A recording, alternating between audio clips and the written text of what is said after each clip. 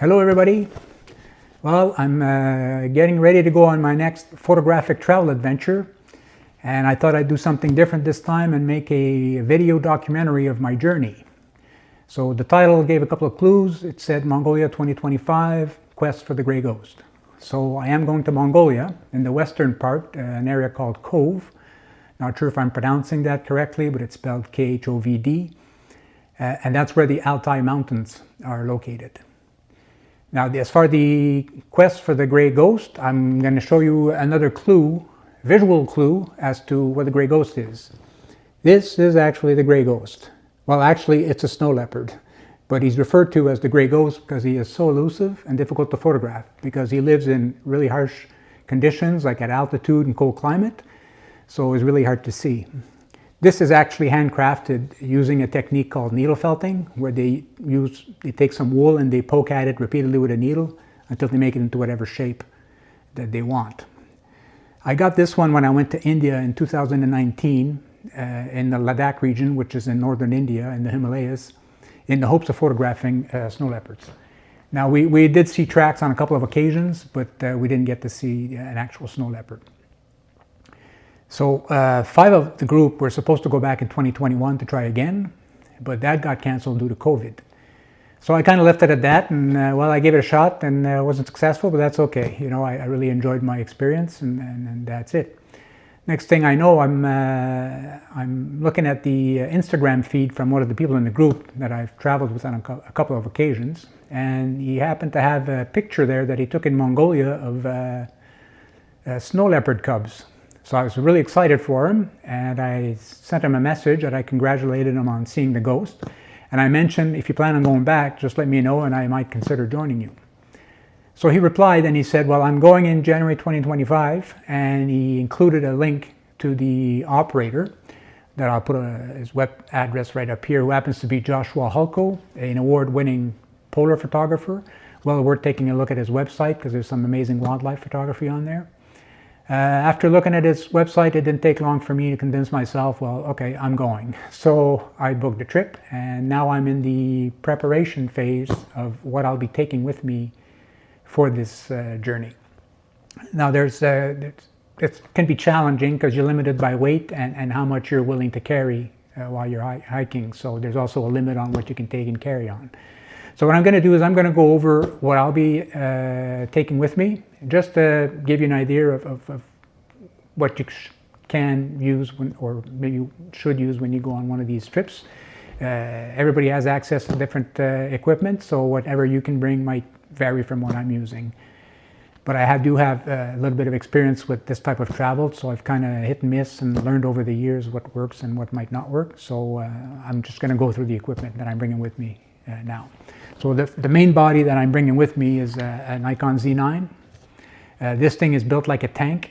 It's got amazing autofocus, great image quality, nice 45 megapixel resolution. So this is going to be the main body that I'm going to be using. I'm bringing an extra battery and a charger for that battery. The second body I'm taking with me is going to be a Nikon Z7. This also has really nice image quality. It's got nice resolution, 45 megapixels. The autofocus isn't as good as on the Z9, but it's quite adequate. And this is going to be used mostly for landscape photography, and I'm not too worried about the fast-moving rocks or trees and stuff like that, so it should serve me well. Also bringing extra batteries and a charger for that camera. Third body I'm bringing is a kind of a no-brainer for me. I take this everywhere I go. It's the Sony RX100 Mark V.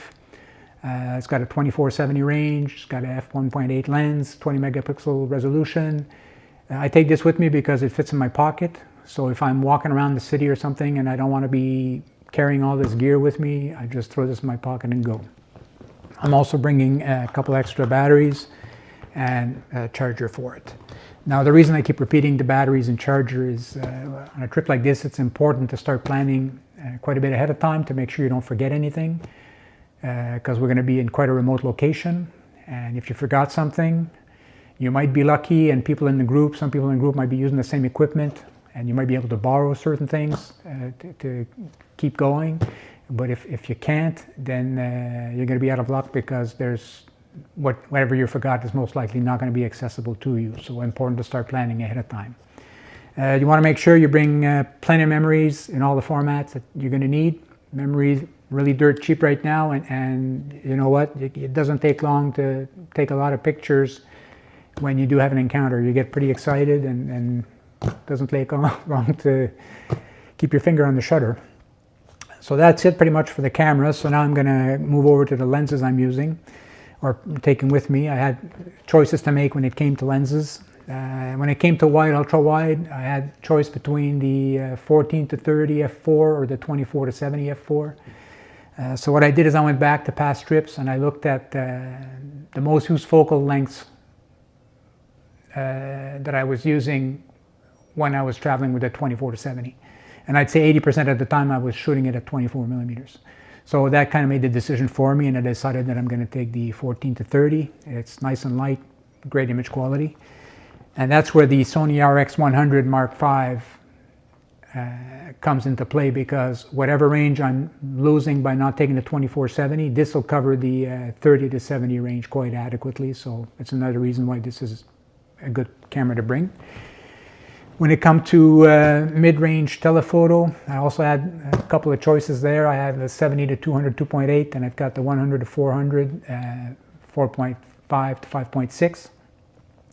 So I decided to go with the 100 by 400.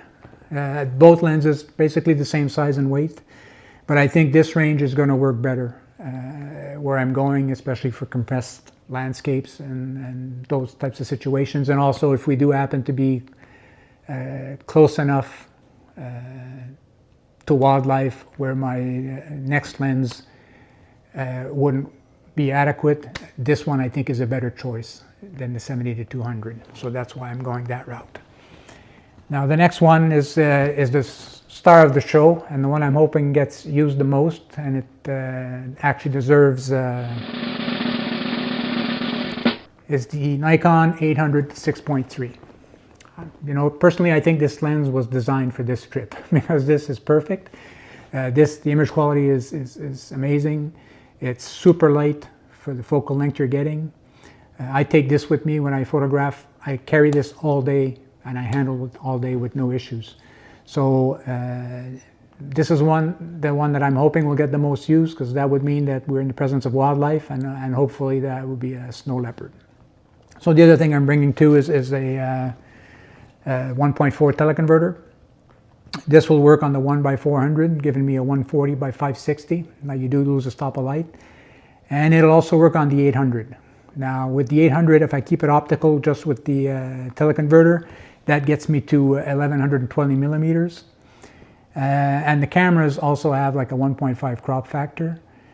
So if I add the 1.5 crop factor on the combination of the 800 with the 1.4, that gets me to like 1680 millimeters, but that's, I usually don't crop in body because, like I said, memory is cheap now, so I'd rather have the full-size image, and if I need to crop, I'll do it later on in post-processing.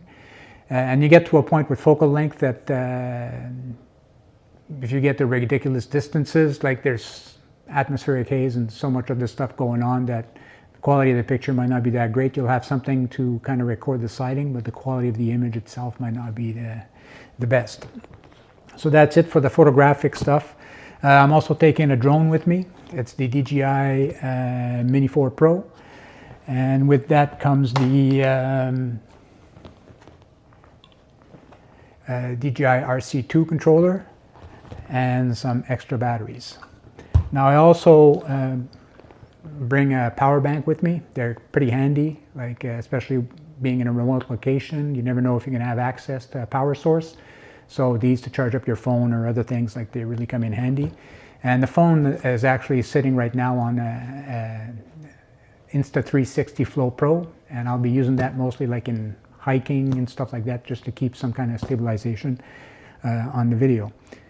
So the bag I weighed before I took everything out, and it was actually 12.5 kilos or 27.6 pounds. So just keep that in mind, that this type of setup, that's what it's going to weigh. Now I had one other dilemma to deal with, and that was, am I going to be bringing support? and if I am, what am I bringing? So I had 3 options to choose from that are available to me. The first one is it's a Gitzo carbon fiber tripod. It's the 3 series, and it's got an FLM CB43 FT head on it. Now this is a rock solid combination, really nice and solid. But the thing with this one is that it actually weighs 6.4 pounds, which is 2.9 kilos. So I didn't think I wanted to add that to my existing 2.5 kilos that I was carrying just with the equipment. So that was a no-go from the start. Now my second option is another Gitzo tripod. This one is the GT1542T. It's also carbon fiber. It's not as sturdy. It also uses a center column, so but it is much lighter, and this has an FLM 32F CB32F head on it, and I've got the Wimberley Sidekick on here. This combination weighs 4.3 pounds or 1.95 kilograms. This I think could be manageable, so I haven't made a final decision yet. I'm going to have to wait till I pack everything else in my checked luggage to see if I can make it weight-wise and space-wise when it comes to bringing support with me. So that's the second option that I could work with. The third option is actually a monopod. This is the FLM CM30 L5 Mark II. The L stands for long, so it is quite long if you want to work overhead or something. This has right now it's got a regular foot on it, but I also have a spike that I can throw on here. In case you're in like rocky terrain, sandy terrain, stuff like that. So, and it's got a interesting head on it. It's actually a Wimberley MH100. It's a gimbal head designed specifically for monopods, and it works really nicely. So right now this actually weighs 2 pounds or 0.9 kilograms. So weight-wise, this one would make the most sense. So I'm just going to have to wait to see when I'm done packing what option I'm going to go with. Now the last thing I'm bringing is something to carry my equipment around while I'm hiking or things like that. Like I'm bringing this was made for Nikon, but it's actually a Black Rapid shoulder strap. And what I've done is I've put a QD release on here. So you can actually, it snaps on really nicely and comes off really easily. So if you want to go from carrying it on your shoulder to mounting it on your monopod or on the Sidekick, it's really nice and quick. So I'm taking that strap with me, and I'm also taking Peak Design. This is their mid-weight strap. So I'm going to be using this mostly to carry the second body around with whichever lens is mounted on it. And also I'll be using it to carry the DJI RC2 controller when I'm flying the drone. So that's pretty much it for the equipment I'm bringing with me. So what I'm going to do now is I'm going to put this stuff away, and I'll come back and go quickly through what I'm going to be bringing with me in my checked luggage. Welcome back.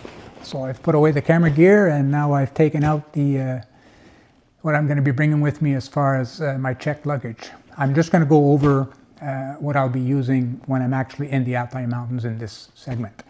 So the first thing I'm going to go show you is the bag I'm using. It's not recommended to travel with a hard suitcase when you go to these types of locations. So I actually found something that's a nice compromise between a duffel bag and a hard suitcase. It's an American Tourister Urban Track, and this is the 27-inch model. This actually zips open down the middle, so that gives me an opportunity to put all the like boots and cold weather stuff in one side and put more of the regular clothing in the other side. So that's the bag I'll be using.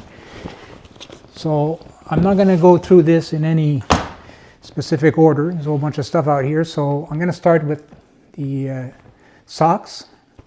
I like to use 2 pairs of socks. I usually put a thin pair of merino wool socks. Merino's got a lot of benefits. It regulates temperature, it's odor resistant, it manages moisture, and it's soft. So I put this first, and then I add a second thicker sock on top of that. Now the next thing I bring is merino wool base layers. Like, I can't stress this enough. If you're going to be out there for long periods of time and you want to be comfortable the whole time, you want to get some nice quality merino wool base layers. So I always bring, usually you can get away with using a set of these for 2 days. So I bring enough. We'll be in the mountains for 7 or 8 days, so I'll bring 3 or 4 sets of these. Next layer is going to be for my upper body. I'm going to be wearing this zippered wool sweater that's made by Fjallraven. So this is actually quite nicely made and should keep me warm for the upper body part. When it comes to pants, I'm just bringing 2 pairs of pants with me for this 2-week adventure. And there are 2 pairs of Fjallraven Keb trousers. These things are extremely well made. Like, they've got a little bit of stretch to them, so they work with you when you're hiking and stuff. They're not cheap, but they'll last you forever. So I'm actually taking 2 pairs of these with me. There's no laundromat where I'm going, so you have to make do. So you're better off to buy like nice quality stuff that'll last while you're there. So those are that for the pants. So now I guess I'm going to go for the extremities. As you can see, by looking at the top of my head, my natural hat's not what it used to be. So I bring different levels of protection for that. I usually bring like different thicknesses of neck scarves or neck warmers. I also bring a balaclava. This I actually used in 2019 in the Himalayas to sleep with on a couple of occasions because it was a little bit chilly in our accommodations. I bring 2 hats with me, different thicknesses. I bring like more of a lightweight beanie by Arc'teryx if I get too hot. And I also have Canada Goose. It's a thicker toque with a merino wool liner on the inside. So I always bring different thicknesses of mostly everything, because especially if you're hiking, like, you're going to start off, you might be quite cold, but as you're moving, you might get quite hot. So it's nice to be able to switch back and forth between the different levels of thicknesses. As for my hands, now I prefer using a mitt opposed to a glove, because I find mitts are much warmer. And what I do is I usually get mitts that are a little bit bigger so that I can wear a liner on the inside. So I can put my liner on, and then they have retaining systems. Every company has a different way of doing it, but you can put that around your wrist.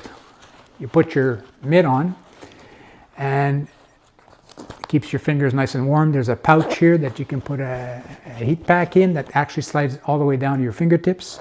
And then if you're out and about walking, hiking, and then you come upon something that you need to photograph, these actually come off and they'll stay on your wrist, and I can actually control my cameras using the liner.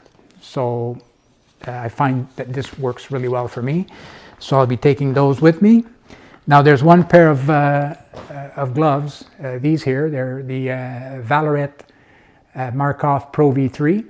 I haven't received them yet, but I'll be taking those with me. The benefit of these is that, as you can see, you can peel back the tip of the index finger, the thumb, and it gives you access to your controls. Now, where these are going to come in handy is with the DJI RC2 controller for the drone.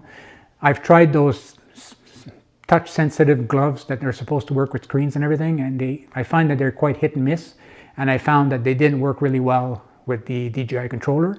So I'll be using the Valorette gloves mostly for that. You don't have to leave your fingertips exposed for very long. You just have to open them up to make the changes you need to on the screen. And then once the changes are made, you can pop the tips back on and you can control the sticks or whatever you need to do, the buttons, with the gloves on. They're not a super thick glove. They're like a mid-weight glove, so you can still manage the controls with the gloves on. So that's it for the outer layers. Now I'm just going to go into a couple of, I guess I'll go with what's going to be on the on my feet. So this is the Baffin Snow Monster. Now it looks bulky, but it actually is, I find it's light for what it is. It's extremely well made. The sole gets you high off the ground. There's a midsole in there that's actually got like a honeycomb design, which repels moisture and traps heat in there. So I'm going to be taking these with me, and yes, I will be bringing 2 of them. Now, what I'm going to be using with the boots as well, because of the terrain we're going to be in, it's going to be most likely loose rock and could be ice and stuff. So just to get good traction, I'm bringing some Catula micro spikes. So these, they're a stretch material that you just strap onto the bottom of your boot to help you with the extra traction. So now I always, for the windy days, what I do is I always bring this, I have Arc'teryx shell pants. These aren't insulated, but they're really well made. And I've used these in Antarctica, in the Arctic, like on windy days, and it really protects you against the wind. So I'm bringing those with me. As far as a jacket, I'll be bringing it's a Canada Goose, but it's a model that you can't buy in the stores, because I purchased this when I went to Antarctica. It was available for sale on the ship at a ridiculous price. So I purchased one. And what I really like about this one is that it's actually a 2-in-1. You can take the down liner out of it and regulate yourself just by wearing the shell or the liner or both of them. And it's nice for travel because I'm going from cold climate to cold climate. So what I'll do is I'll take the down liner out. I'm going to wear that while I'm traveling, and I'm going to pack the outer shell in my checked luggage while I'm traveling. So that's the jacket. Now I'm just going to go through a few odds and ends. Of course, for cold climate, I always take a bag full of toe and hand warmers with me. Now I don't use the toe warmers that much because my feet are usually okay, but I do find that I use the hand warmers quite a bit. These can help keep you comfortable in really cold climate, especially if you're just sitting waiting around. So I take a bag of those with me. I also bring an accessory bag. I have different sizes of these depending on where I'm going.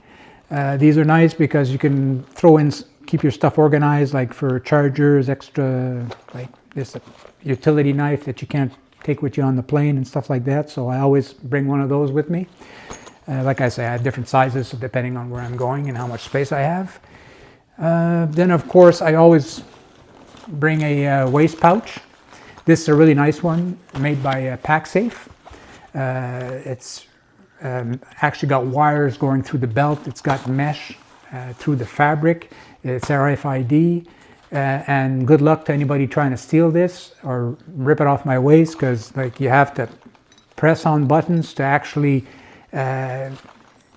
take them off, as you can see.